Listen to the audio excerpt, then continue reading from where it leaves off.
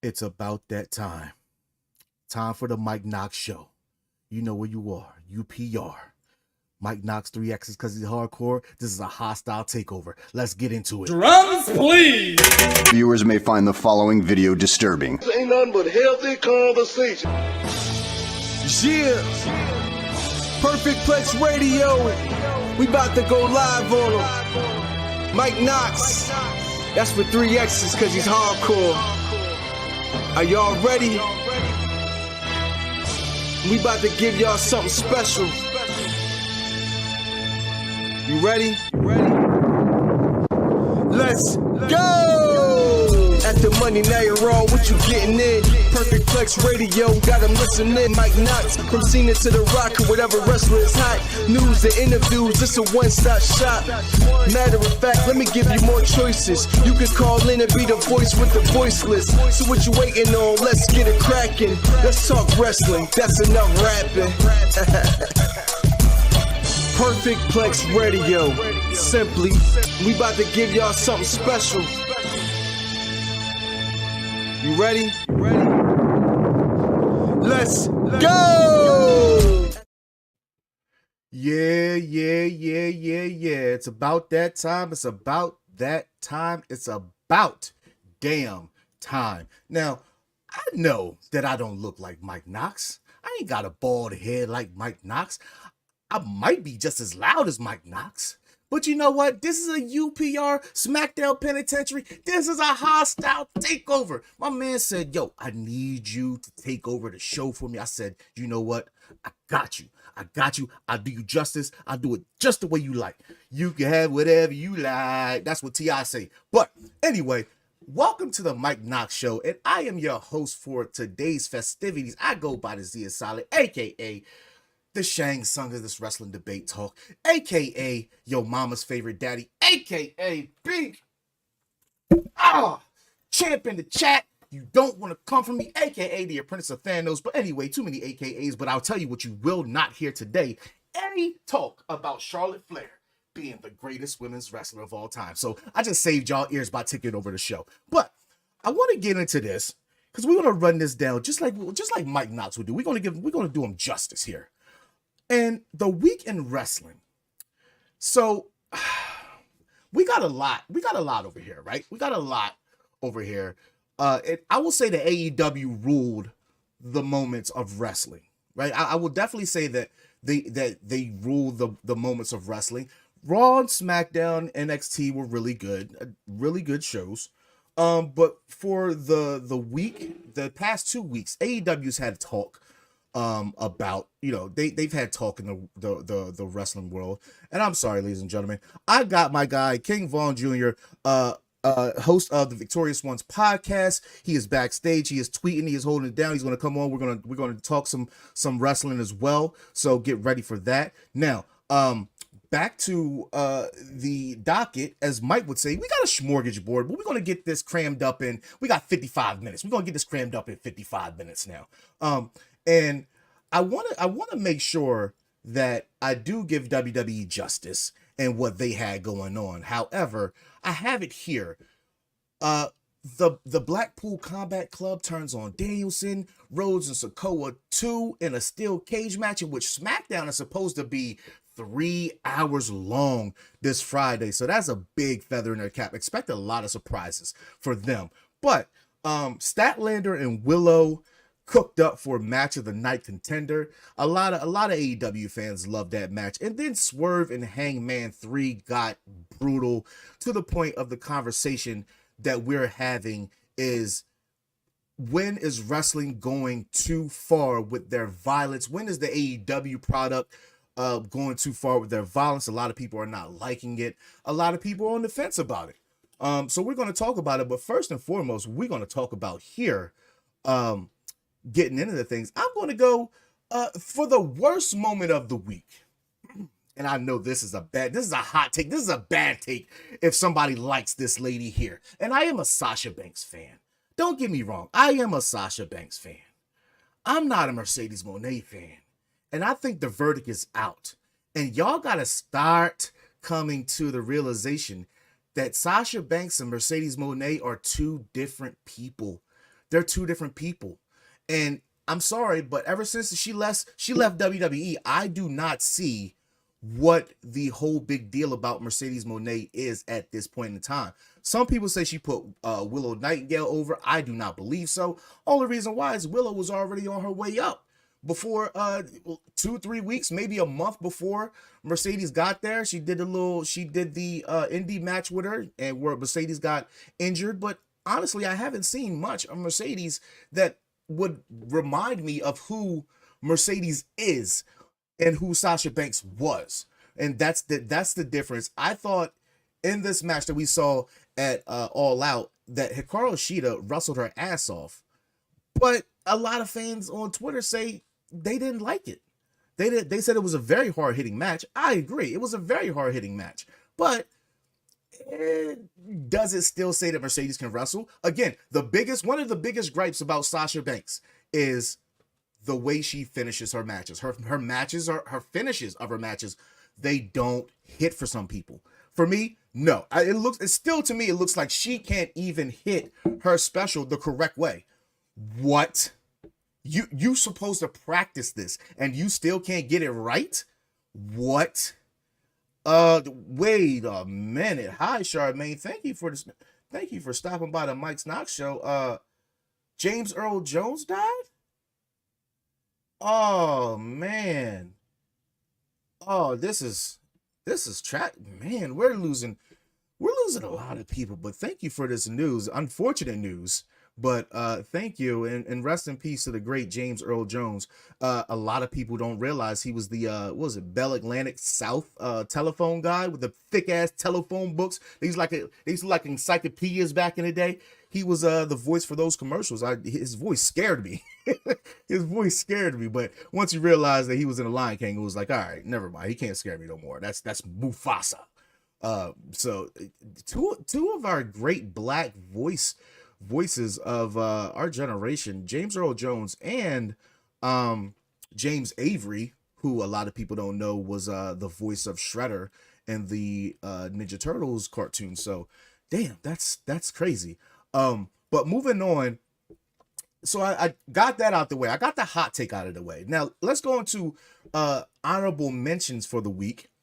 And Julia showing up at NXT was the third time now, which isn't a bad look. Julia, at this point, Roxanne Perez is too ready for the main roster. Way too ready for the main roster. They're throwing any and everybody they can at Roxanne, and I just think that they're looking for that next staple in the NXT women's division that's going to take them to the next plateau, and I think that they've got it in Julia. It's just who is Julia going to face to keep her on that same plateau once she gets the belt, if she gets the belt, right? I would think that Akora Jade returning could do it. Jada Parker still has to step up her game. JC Jane, those girls in Fatal Attraction, they have to get their wings under them, get some more wins behind them. Julia, she is dope, Charmaine. She's one of the biggest names, one of the biggest free agents in WWE, was able to snag her. So kudos to them for doing that. It took a while, but I also would believe that Stephanie Vacour would also be in this mix. She's been signed for a good month and a half, 2 months now. So I think they're probably waiting for that transition of Roxanne to Julia and then bringing Stephanie if she's going to be on NXT. But I think she's main event roster ready.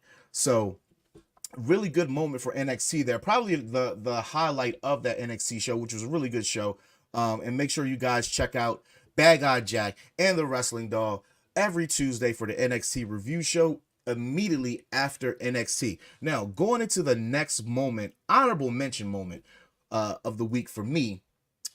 Y'all know I wasn't going to get on no platform and not talk about the lovely, the luscious, thick-assed, my shaved head queen, Pamela Martinez, finally coming back to SmackDown TV after losing her title to Nia Jax.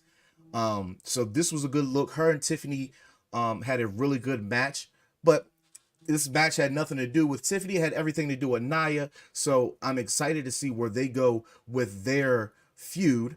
But time will tell. I expect really big things on Friday for the 3 hour of SmackDown. And I think that is all that we have for that honorable mention. Now let's get into the meat and potatoes of this show, which are the top moments of the week. And pretty much what we see here is what the best moments of professional wrestling were, right? You got Drew beating the dog piss out of CM Punk again.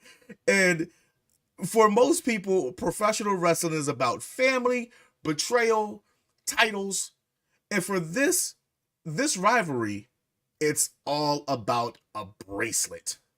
Ladies and gentlemen, we are feuding over a bracelet that has AJ's name and a dog named Larry. The dog named Larry is getting just as famous as damn Cody Rhodes' dog. Why are these pets getting so famous? That's not the point, though. But Drew McIntyre and CM Punk feuding over this bracelet has got to be the most baffling thing that is still keeping everybody intrigued, right? So I think that everybody sees that the anticipated match that is supposed to be coming up is going to be them at Bad Blood, but what kind of match do you have, because they've already had a strap match, right? So a lot of people are anticipating Hell in a Cell. I've seen that going around on social media a lot.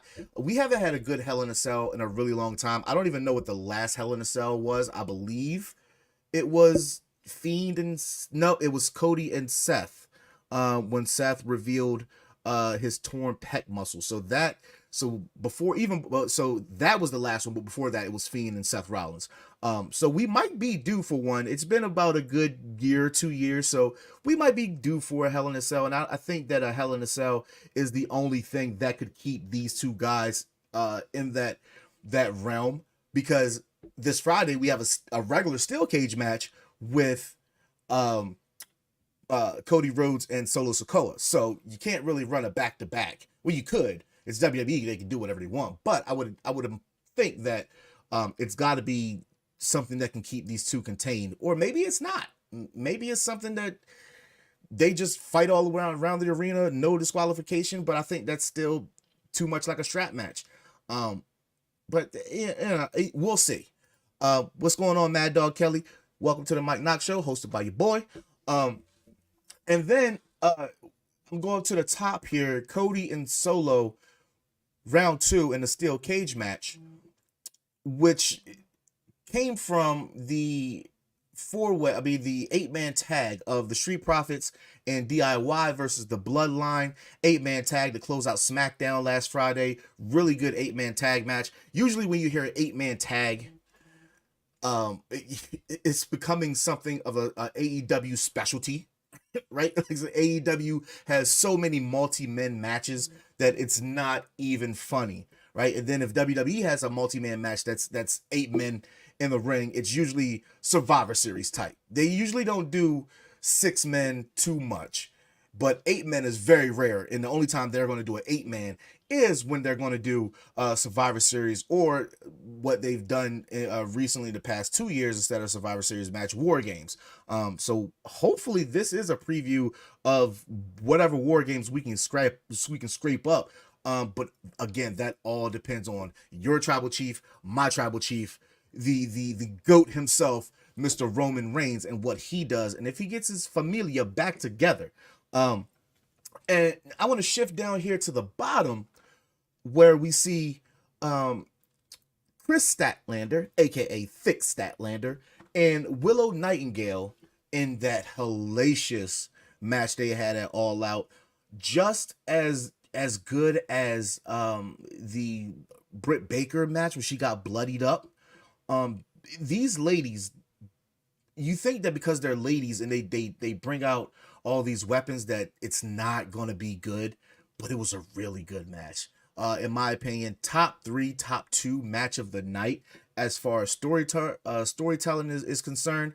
And as far as the action that was there, and I chose that picture because the look that it had was both a look of fear and a look of respect. And that was multiple multiple points throughout the night, and I thought that was really good. That's what made the match really good in my book. And we don't. I would expect that this this chapter is closed for them, but we don't know. Again, it's AEW, so they can do whatever they want. And they will not give us any type of explanation. Ladies and gentlemen, we are going to get into one of the best segments here on UPR. We are going to get into the beautiful Michaela Knoxxx, aka Mike Knoxx's daughter, and her takes on wrestling. You guys are watching a Mike Knoxxx show. Don't go anywhere. Welcome to Wondering About WWE, and we are still just wondering about WWE. I'm Michaela, and we are going to be talking about what happened Raw and Smackdown.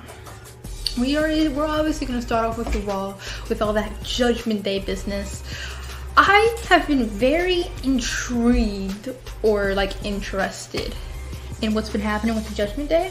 I'm starting to like them a whole lot more. But I don't know. I don't know what's gonna happen next. But I'm excited to see what's gonna happen tonight involving the Judgment Day. Last week with the Judgment Day, Rhea was talking, and then Liv showed up, and when she tried to chase after her, leave the ring, chase after Dominic. I think that's what happened. She got her leg caught in the ropes, was hanging upside down, and got injured. I don't think that was supposed to happen. I think she wasn't supposed to get caught in those ropes or get hurt the way she did. But it ended up working out well for what happened last night. She probably won't be needing a crutch tonight, I hope, because I love Rhea. And then later on, it was a tag team match with Damian and Jey Uso. I'm so happy we had to actually see Jey Uso in action, because we haven't seen him in action in a while. But I'm finally glad Jey Uso is finally part of the Judgment Day business. Everyone's been calling it. I said it from the very start. I think the first time Dominic betrayed in SummerSlam, I said, oh, Jey Uso is gonna take his shot, and he did, and I'm so happy. I love Jey Uso, and I love Rhea Ripley, so I'm glad they're together, working together. I don't know if he's joining the Terror Twins, but I know he's probably definitely going to end up helping them out sometimes. So I'm excited for what's going to happen tonight. I'm also very excited for the street fight with the Wyatt Six and American Made. I'm going for the Wyatt Six because I love all that Bray Wyatt stuff, because I loved Bray Wyatt. And I don't really like the American Made. I don't know why. I just don't like Chad Gable. I like the twins. And then we have SmackDown. We have the Cody and Solo junk, and how Solo wants another title shot, which I'm excited for. I want more Roman stuff. I'm waiting for him to show up and actually talk on the mic, and I don't really know. I hope soon we're gonna see Roman again.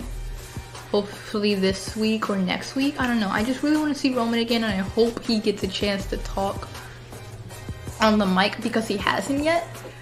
But other than that, that's really all I feel in my soul right now. We have Raw, we have SmackDown. I'm excited for tonight with the tournaments, and I think the tournament's on SmackDown, but with the tournament and then the street fights, and hopefully for Roman, probably not, but I'm hoping, because I want to see Roman again, and the Judgment Day business, and I'm excited, but I can't do this here as I always say, so let's go back over. Ladies and gentlemen, that was Michaela with Wondering About WWE with Michaela. Y'all make sure y'all tune in every single week. She will be, gracing us with her presence. Again, like I said, the best segment on UPR, in my opinion, even better than my 2 words are too sweet. But back into the moments of the week, and we left off on Statlander and Willow Nightingale. And I wanted to go to Daniel Bryan getting betrayed by the BCC. And I can't say that I can't say that I saw it coming, but it made sense because Moxley hadn't been seen for a good month. Claudio and Wheeler Yuta were tagging more. You didn't see Bryan Danielson along with the BCC for a while. And then they got the inclusion of Pac with the trios belts. So, and immediately when they won, it was, well, is Pac part of the BCC now? Like, that was a big question that left me wanting an answer after watching All In. And it kind of makes sense. Pac, he embodies what the BCC is all about, right? Like he gets what what is Moxley called death jitsu. He embodies that death jitsu that Moxley that he preaches about. So I thought that that's a good alliance if he is in the BCC, or maybe the BCC is dead. Because Mox wasn't even coming out for the past 2 weeks. No BCC gear, no shirt, no zip up hoodie like he always does. None of it. Just plain white tee. Yep, am I white tee? Am I white tee? Yep, am I white tee? So it left us wondering who is he actually talking to, and now the layers of the onion are getting peeled because his first message was, "This is not your company anymore." And I feel like he's talking to the powers that be. I think that Bryan Danielson is too cool and he's too buddy-buddy with the powers that be. Now, if the powers that be might be Tony Khan, then Tony Khan's in trouble. But Tony Khan's been staying off of TV, so does that leave him out of the picture? I mean, yeah, we're asking, does it leave you out of the picture, Tony? Does it leave you out of the picture? We don't know. But I think that it makes perfect sense. It's probably the most intriguing thing on AEW right now, in my opinion, of what Mox is talking about. And the only thing that we know for sure about Mox is he wants to have a conversation with Darby Allin. That's it. That's all we know, is that he wants to talk to Darby Allin. My first initial wondering about why he would talk to Darby immediately after Darby had that coffin match was maybe he wanted to take him under his wing and say, you can't continue to go about doing the way your career is and doing these death-defying stunts, doing all this. So I was thinking of that, but why would the Death Jitsu guy tell another guy, don't kill yourself in the ring, right? So they kind of didn't make too much sense to me after I really thought about it, right? So I'm very intrigued what happens on Wednesday for AEW. Usually I watch AEW with a very blank stare because half the stuff doesn't make sense to me. But this storyline now has me intrigued, in which we probably not going to get MJF or Swerve for a while. So if this is the thing that keeps the AEW wheels turning, then so be it. It's going to be the hottest thing that's going right now. Will Ospreay, Ricochet look like they're on a crash course? Probably a little too soon, but I mean, what are you going to do? You hyped up Ricochet to make him a big deal, and everybody's already anticipating the obvious. And one thing we know about AEW is they will give us the obvious. So that's all good. That's all fine and dandy with everything that they got going there. So it's just what main storyline takes place now that Swerve is going to be going for a while, MJF is going to be going for a while, and the only thing that I can legitimately think of is the BCC and Bryan Danielson. I mean, it just makes perfect sense in my opinion. Now, the last two of the moments of the week, I wanted to get into the meat and taters of this thing, and I'm just going to go on the first one, which is the Terror Twins, Rhea and Damian Priest, looking for help, right? And they get the help in Mr. Yeet himself. And I wanted to ask the question, right now in WWE, are the romance angle lines really being blurred, or do you really think something is going on? And when is this too much? Right? Like, I cannot think that Dom, who's recently married, his wife is okay with him slobbing on, Liv Morgan, right? This is not a sense of Dom and Rhea, because Rhea never showed any affection to Dom. Never showed any affection to Dom, right? But she always hit the little whisper. Stop, just seductive looks that would make you think that, yeah, it's something going on. There's something going on there, right? But she's not hugged him. She's not held hands. Nothing. But this Liv take? Oh, Liv is all over. She's calling the man daddy. She's calling what happens when a woman call you daddy. You already know somebody call you daddy, what that means, right? But then on the other coin, we got Jay and Rhea, or Gia is what they call it, or Jaya, or whatever they're calling them, right? And they haven't really, it's just been looks for like the past year and a half, 2 years almost. Just looks. Uce is simping over Rhea. He's dying to take her to Waffle House. It's cheap, but it's good. It's cheap, but it's good. It's just like those IHOP pancakes right now. All you can eat $5 right now. That's a perfect date. If y'all like breakfast food, that's a perfect date, right? But I don't know the marital status of Jey Uso. Rikishi says that he's a happily married man. However, he has been one of the best people who have kept his private life just that, private. So he could be in the midst of a divorce. We don't know. Every documentary behind the scene thing that I see, I've never seen his wife. Apparently she's bad. I've never seen her. We see his son. We don't see his wife. So I don't know. But if I'm Buddy Matthews and I got Uce hawking over my woman, hey, Rhea, let me see your phone. Let me see your phone. I got to do a phone check, because these Samoans, they some handsome bitches. You throw on them damn tribal tattoos. Hell, if I was a woman, give me a Uso. Give me a Roman. Them some handsome bitches, right? Everybody likes Jay though.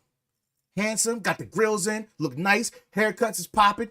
The woman is posting in that man's shirts. He's googly eyes over her. She's starting to get googly eyed over him. She starts saying the yeet, licking her tongue out at him, batting her eyelids, wearing her pants a little bit too tight. When is too far, y'all cross the lines. We've seen it before. What? Macho Man? Huh? Macho Man did? Lex Luger? Huh? Did Hogan do something with Queen Elizabeth? We'll never know. Maybe. Edge, Lita. Who else? Jeff Jarrett, Kurt Angle. This ain't too far off. Where there's smoke, there's fire. And you know what? Right before we get into this, I got Mr. Mike Knoxxx, the man himself, on his show. So let's bring him on. What's going on, Mr. Knoxxx? Hey, yeet. Yeet. On my way out for the night. Thank you. You and Vaughn holding it down. Appreciate the team. I wanted to chime in. I know I ain't got much time I got left, or if you got to it yet, because I couldn't get on through my house. So I got on the highway. I got some service about the AEW thing. But this right here, though, I just want to encourage people to remember two things about wrestling. It's not real to me, damn it! It's acting. Okay? And now we do know, all right, damn, Jennifer Aniston, you lost your man to Angelina Jolie. But as my wife would say, have you seen Angelina Jolie's lips? I mean, damn. You know what I mean? You get a pass, right? He had a pass, had some kids, but he still went back to Jennifer. You know what I mean? Exactly. I'm just saying it's acting. And as my man Johnny Jumper would say, the Hollywood romance is a time tradition. What do we have? We don't have the Hollywood romance. I mean, damn. She want to date her husband who works at AEW, or she want to date me, a WWE superstar. So I'm saying it's acting, people. It's acting. So that was all. I want to pay my ass attention in this road because it's nuts in Orlando. So, All right, brother. Appreciate you stopping on. All right, yes, man. sir. Look at it. Look what I say. As soon as I say that, traffic. Nothing but it's all red out of nowhere, like an RKO on a Monday night. Damn it! I want you to know, UPR. I must really give a shit about you that I'm missing my own show and wrestling and 2K and Monday Night Football on the same night. Damn. Have a good show, my brother. All right, brother. Thank All right, so now before we get into the other meat and potatoes of what we came here to talk about in our top moments of the week, we're gonna go ahead and get into our moments this week in wrestling, hosted by King Vaughn. So y'all stay tuned for this, and we're gonna get into the meat and taters of all of this. Stay tuned, y'all. Yo, it's crime time. EST. Soul Man, Rocky Johnson. It's the Honky Tonk Man. NWO. Can you smell what The Rock is cooking?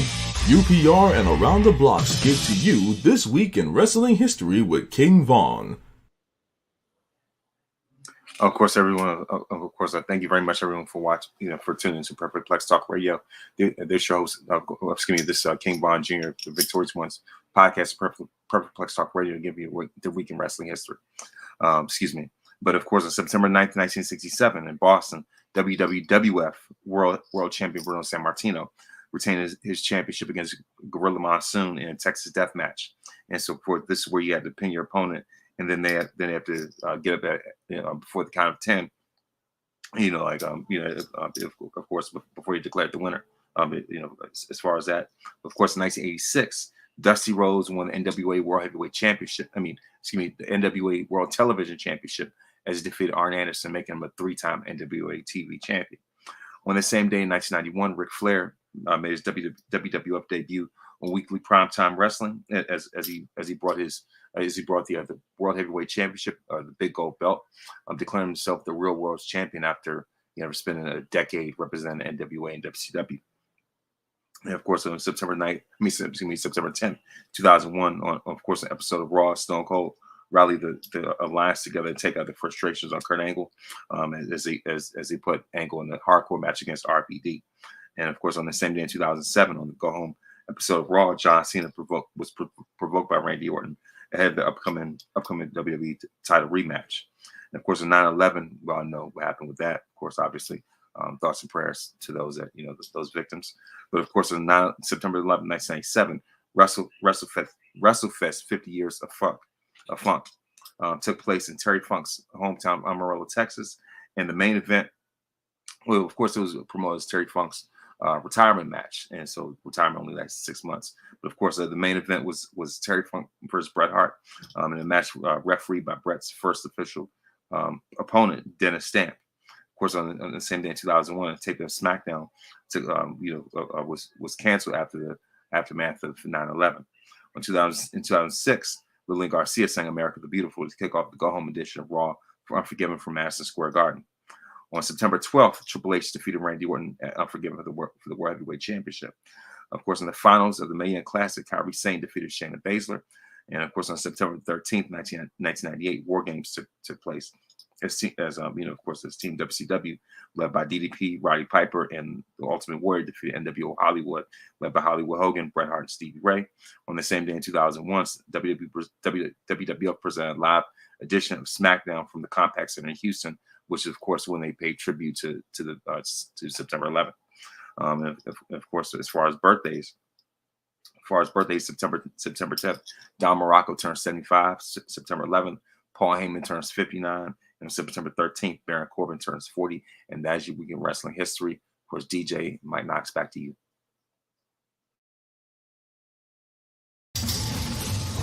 Welcome to the Smackdown Penitentiary.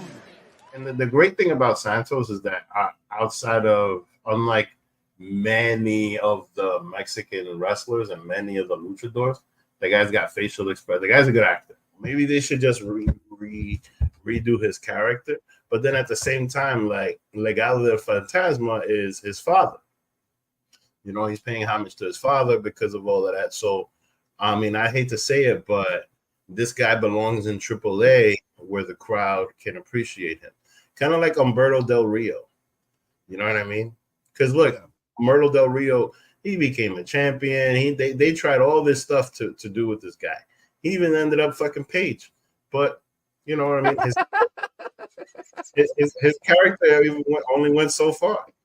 You know what I mean? Like, you know, with everything that went down with Paige, even her getting hurt and all of that, till this day, she's still a bigger name than Humberto Del Rio, because he's just not into the Spanish culture. Spanish culture, Alberto. Oh, that's what I'm saying. Like, Alberto El Patreon is outvoted. That was King Vaughn giving us the week in wrestling history, followed by a commercial with yours truly and Vic, the Smackdown Penitentiary. You can catch us every Saturday at noon, giving you everything that you need Smackdown-wise, and you can catch us at 12. I guarantee you it's going to be a fire Smackdown this Friday, which means we're going to have a fire show on Saturday. But getting to the meat and taters of this thing, and this is going to be a debate that we're going to have between executive consultant and myself. Is Swerve a draw in AEW, and is Swerve worth his 7-figure contract extension? Now, I put that there because I wanted to get into, as far as the moments go, how far is too far when we're talking AEW and their violence in their matches, right? And this is just one of the spots.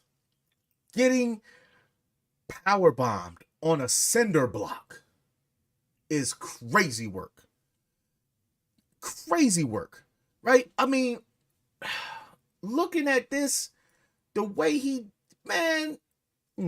listen, I don't know how many figures he got, if he did get 7 figures, but to get 7 figures and get that on your back, you deserve some time off. You deserve some time off, my brother. But I feel like, looking at it, I felt like Swerve protected Hangman a little bit better than Hangman protected Swerve in the powerbomb. Because if you look at what Swerve did, he made sure that Hangman, his back was arched. And so Hangman only caught edge on the nape of his waistline, on the back of his waistline, right? But Swerve caught the whole damn thing. Jesus! One more time. He caught that whole... That is crazy.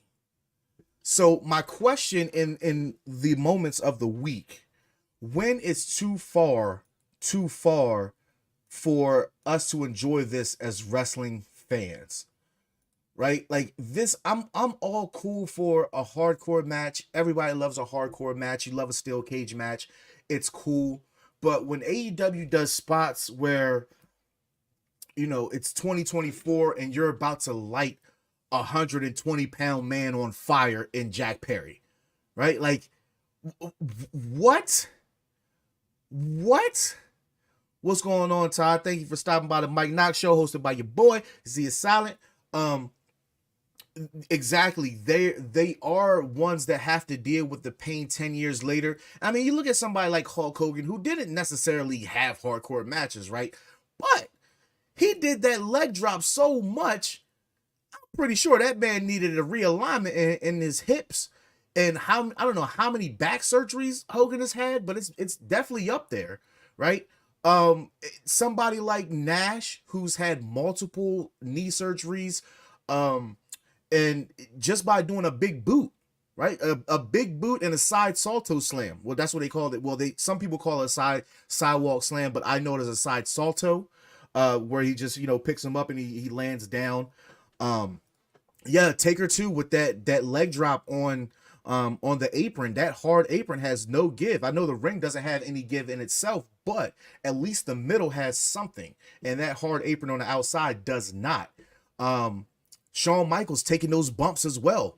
Yeah, Yeah, keep him going, Vaughn. Edge, man, he took some fire spots too. Even the WrestleMania match he had with Foley. That, I mean, again, Foley, that's hell. But you know what? It doesn't look like Foley. It doesn't look like Foley walks different than he did wrestling. I'm pretty sure he's probably just as hurt, but that's not really the case. But I mean, as opposed to everybody else, but he hasn't disclosed his surgeries just how everybody else has. But my point is, for our entertainment, these people put their bodies in a line, and then the fans do this. This is what fans do. One more time. Does somebody have to die in the ring, in which they have, but they died off of a 619 from Rey Mysterio, right? Like, that was a very unfortunate event. Probably just didn't. I mean, I've seen the clip multiple times, and I don't think that Rey did anything wrong, right? One of the headbangers, who got power drived, I think it was power drive by D'Lo Brown. He had to live with that for the rest of his life, and D'Lo has to live with that guilt, even though he's, the headbanger. I'm sorry, not headbashers. The headbanger said, it's not your fault. I zigged when I should have zagged. I didn't tuck my neck enough, or whatever it is to help that man go on. But it's not no bone in my body. It's not going to say, yo, this motherfucker dropped me on my neck. He broke my shit. I am paralyzed for the rest of my life. Like, it's not nothing in my body that makes me think that he hasn't thought about that multiple times in his life. Probably every day he has to get up and he has to function in a wheelchair. But why does it take this type of match for AEW to seem to get over? I don't want to say get over, but set themselves apart as the alternative to WWE. But I mean, TNA is also an alternative to WWE. NWA is an alternative to WWE. Ring of Honor, so on and so forth. MLW. These things are all alternatives, but it just seems like AEW takes this a little too far. You're damn near having death matches, and this is for fans' entertainment. And their premise is it's not for kids. It's the place for wrestlers that wrestle. Are you sure? Because this is like the place that y'all just having street fights all the time. Most of their best matches that are in high regard are matches where people have to put their bodies on the line, have to be broken in half. Darby Allin is their Aerial the Acrobat of the company. If y'all don't know, I'm talking about Aerial the Acrobat, old video game on Super Nintendo and Sega Genesis. But flying through the air and all that shit in the circus. Essentially, that's what they have. This is their product. And I'm not saying that it's right or wrong, but I'm just saying, at what point should us as wrestling fans or anybody that's watching, like, why should Turner or WB Discovery, why should they extend your television contract and you're giving us this, right? Like, this doesn't say, like, in my opinion, strictly my opinion, this doesn't scream, we want to bring in new fans, right? Like, if I'm a parent, well, which I am, but if my son was, older, I would not turn on AEW and watch it and then try to, play wrestling with him. He might smack me in the head with a pitcher. You know what I'm saying? Like, it's some things that you kind of don't want your kids to see, but at the same time, it's how do you garner in new fans if this is what you're giving us?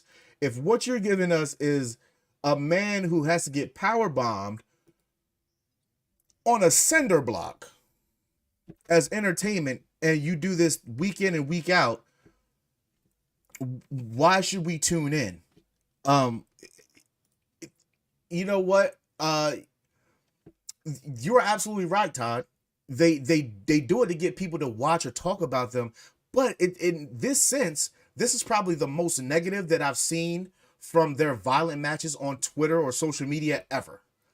In their 5 going on 6 year career span, this is probably the worst backlash I've seen from AEW. And I watch AEW weekly, so I watch wrestling weekly, and this is the worst that I've seen. But not to be outdone, right? Because the last part of the moments of the week is the BCC turning on Danielson. Now, two things about this segment that I have a gripe with is, one, you have Claudio Castagnoli, who is one of the best people who are one of the strongest pro wrestlers, one of the best pro wrestlers, one of the best European uppercutting pro wrestlers, period. I'm going to say in history. I'm going that bold and saying history, right? You have, Cactus Jack, yeah. Even Cactus Jack, he definitely drew the line somewhere. And I feel like they don't know where the line is because they keep trying to blur it and they keep crossing it. They are habitual line crossers. Well, what Charlie Murphy say? He's a habitual line stepper. Dave Chappelle Show, y'all. I didn't like this part of this segment because, one, Bryan Danielson just had I'm going to use this term very lightly, a grueling match with Jack Perry in which he could barely stand. The BCC have to lift him up, and Moxley gives him a hug, and he could barely stand. And Claudio hits him with a European uppercut, which looked really stiff. And watch how Bryan Danielson sells it.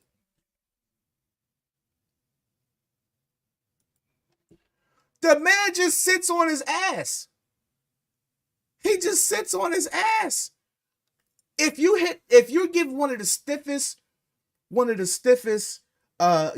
uppercuts, and you're one of the strongest wrestlers on the face of the planet, pound for pound, we've seen it week in and week out for a good part of 10 years from Antonio Cesaro or Claudio Castagnoli, right? We've seen it year after year. He can swing anybody, he can pick anybody up, just about.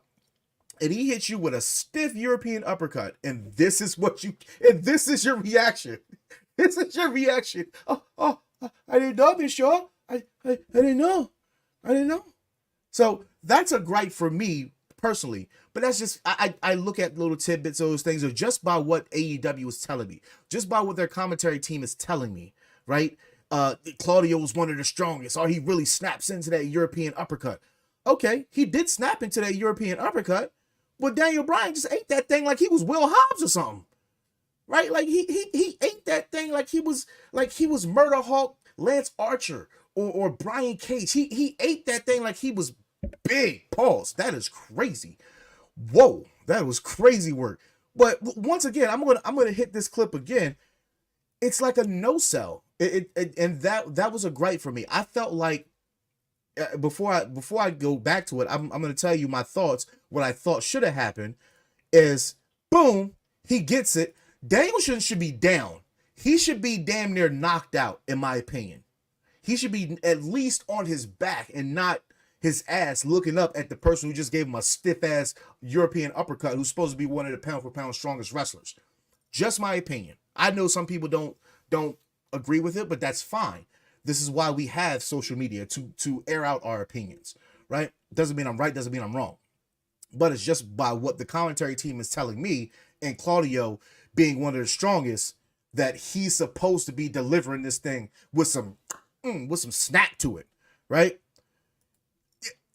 I don't even European uppercuts aren't really New Japan style, but I get the analogy that strong style. It's meant to be hard hitting, and it's meant to show that you can take it. But Danielson is sitting there taking this shit like he's Ishii. Ishii probably could have took this with ease. Ishii probably wouldn't have fell. Bryan Danielson is no Ishii. You know what I'm saying? Like he's like, and Ishii's built like a stock pit bull, big neck, thick neck.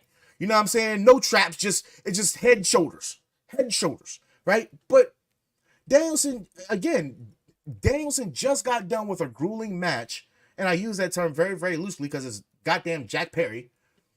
Grueling match with Jack Perry, can barely stand. They have to lift him up, they hug him, keep him on his feet, and then he gets that. He should have been knocked right back on his head.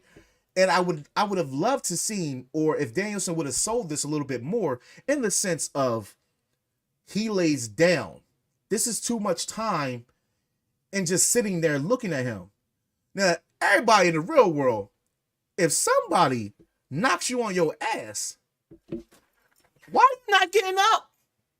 Wait, you just sitting there looking, This is not like, you know what this look is? This look is when Kane took his mask off and RVD was looking at him like this, like, what the fuck is that?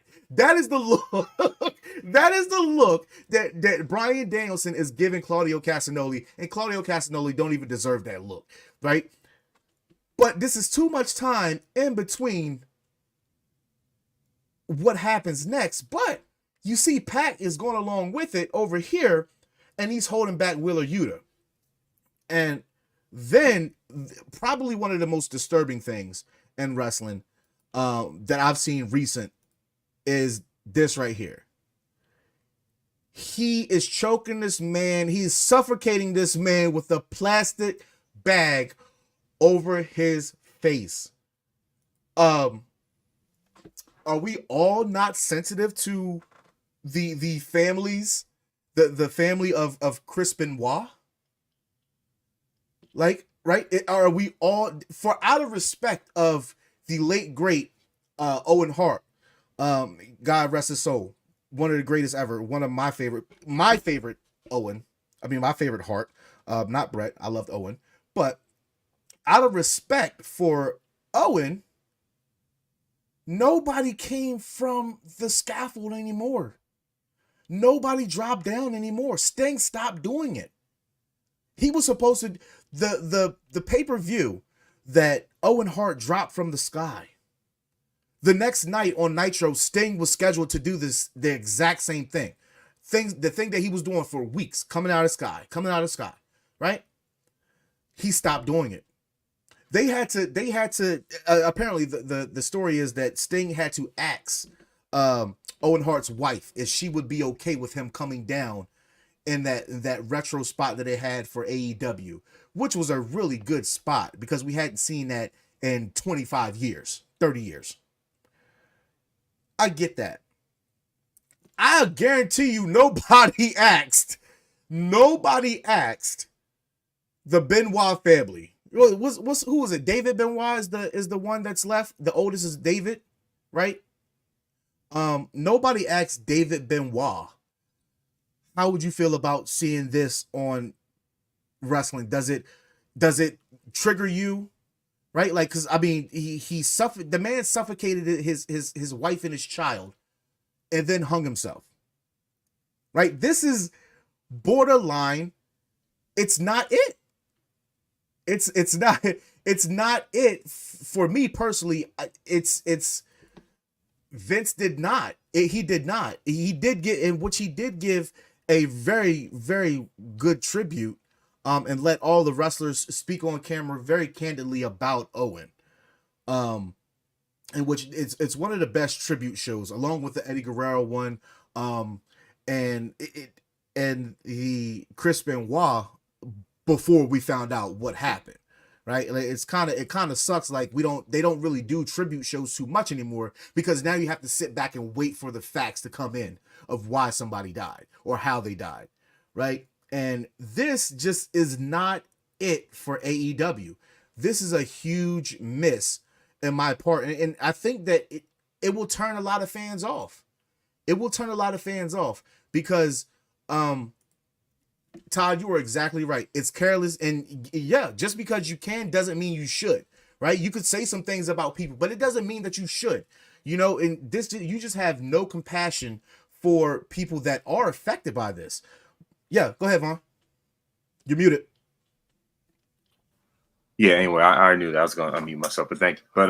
But yeah, like I said, what I was saying in the as far as in the comments, the thing is, like, what was really like, especially watching Dark Side of the Ring about what happened with Owen and how Vince, got really, he was really snappy, when the reporters were asking about what happened. So Vince even got real condescending, even told one lady, he was like, hey, I don't like your tone, right? And also, like, with that pay-per-view, that was the last time that they ever named that pay-per-view. That, by the way, that was the final one. They discontinued it, but here's the thing, though.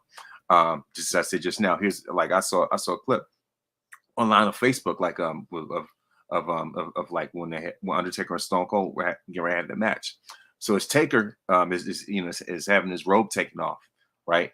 You could see like a tear starting to come down his eye because he saw that corner of what happened of where Owen fell, and then later on, as Stone Cold comes out, you know, you like Austin was irritated. He was pissed about that because and you could he had tell, to have the match. Yeah, because they had the match, and so you could read the body language, especially for him, and with the way he threw his vest off and the way he tossed his belt over to the side like this, he was like, look, you know, I want to get this out the way. Let's just get this over, because they didn't want to do it, and so shame on Vince for even doing that in the first place. You know what I mean? And so as far as that, you know, I just had to get my little rant off about this documentary thing. I know it's going to be a roast, and so I just have to, you know, just get that out the way. You know what I mean? Especially old boy, the one you're not a fan of, but he's going to tell the truth about it. But hey, I'm all for it. So I'm sorry, but anyway, that's all I have to say. Yeah, no, you're absolutely good. But yeah, I absolutely do believe what Brett has to say is going to be intriguing in that documentary. I think that certain people, and you can only go off of what certain people have to say in their experiences with people, right? Like, it's not like Rock would probably not say anything too polarizing or at all negative about him. He's on the board, right? And as far as he's known, Vince has done well by his family, right? He's done well by his family. There's a lot of people that Vince has done well by their family. It just so happens that some of those other people, it's a little darker, and Brett is one of those cases, and it's very unfortunate. But back to this, as we're about to close out the show, this Tasteless by Tony Khan, I would not be surprised if in the midst of these contracts extensions that they're trying to do for this TV deal, if they don't get it or they scale back on it, because and when you're trying to have a contract negotiation or extension, this is like if Tyreek Hill yesterday was in the midst of a contract extension and he's speeding, we don't know if he was or not, but he put himself in that situation to be deemed as speeding. They're gonna look at like, you getting in trouble off the field, and you want to be the highest paid wide receiver? Yeah, you're untrustworthy. It makes you untrustworthy. Yeah. So I in this sense, I think Tony Khan definitely shot a couple toes off his foot. As long as his daddy has pull, as long as his daddy has million and has pull, they'll still be somewhere presenting this product. But if you're presenting it this way, you are a piece of shit, and that's which tough. we've already deemed that. But ladies and gentlemen, that is our show for today. I want to thank Mr. Mike Knoxxx for depending on us to hold down the fort, in which I think we have done very, very well. We don't have the usual suspects here. A lot of people came late, but we are dealing with football season again. And everybody's going to the bars. You just saw Mike on his way to the bars to hang out with the rest of the UPR crew. So just want to say thank you to all of them and everybody here on UPR. Everybody has something for someone. You are here with the Mike Knoxxx Show, and then tomorrow at 7 p.m. you will have Freckle Sensei and the Executive Sultan doing the Raw review, and then right after that for NXT. Right after NXT airs, and then on Wednesday you'll have White Boy Wasted Wednesday with Dan the Man and Vinny Laspato along with Mad Dog Kelly. Thursdays will be top 5 of the specials. I think that this week's top 5 is going to be top 5 Daniel Bryan matches, and then you guys can come back here on Saturday for the SmackDown Penitentiary, in which we will be reviewing the 3-hour SmackDown. And before we get out of here, I